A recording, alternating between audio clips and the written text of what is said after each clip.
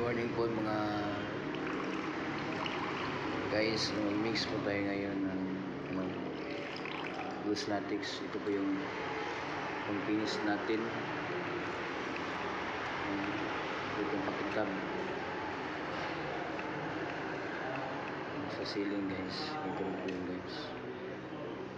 Ilagyan natin ng tubig, ng long cup, at gawin natin, pakayin natin.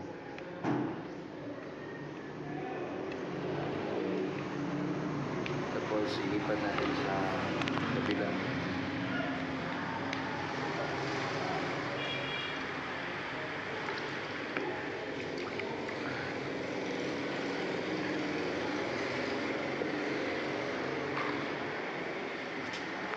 Haluin na natin yung kabila. God bless po guys.